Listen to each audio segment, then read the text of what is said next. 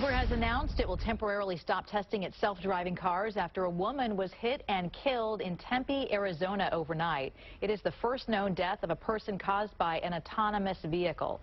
KTVU's Christina Rendon joins us now. She's in the newsroom to explain what happened and what this means for California. Christina.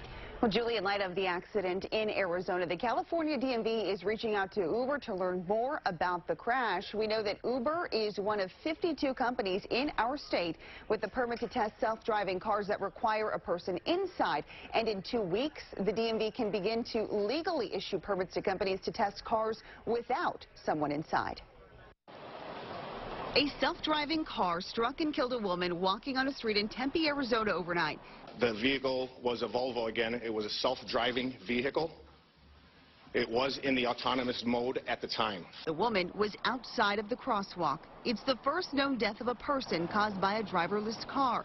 Tim Higgins, tech and autos reporter for the Wall Street Journal, says regulators and investigators have a lot of questions. First, they're going to want to know, did the system actually see the person on the road? And if it saw the person, what did it decide to do? Did it decide not to take action, or did it decide to do something and there was a breakdown there? Uber has now temporarily suspended its self-driving tests in Phoenix, Pittsburgh, Toronto, and San Francisco. It comes 2 weeks before the California DMV is set to begin approving applications and issuing permits to manufacturers to test autonomous vehicles without a person inside. Right now, driverless cars can only be tested with human backup drivers. A DMV spokeswoman says although they can issue driverless testing permits starting April 2nd, they are not required to do so, and it doesn't mean a manufacturer will be approved. First of all, I don't know if the self-driving cars should be tested outside, where they can cause damage to people and lives, especially if they're not foolproof. It's a technology that's evolving, and it's got a long way to go.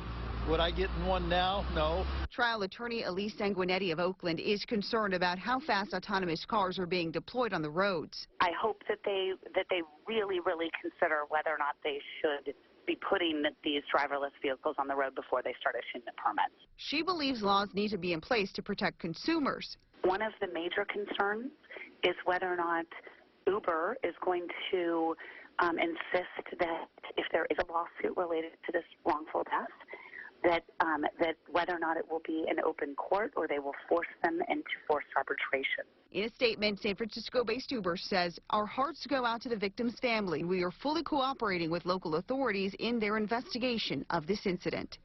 Public records show there have been 7 accidents in California this year involving self-driving cars. All of them happen to be right here in the Bay Area.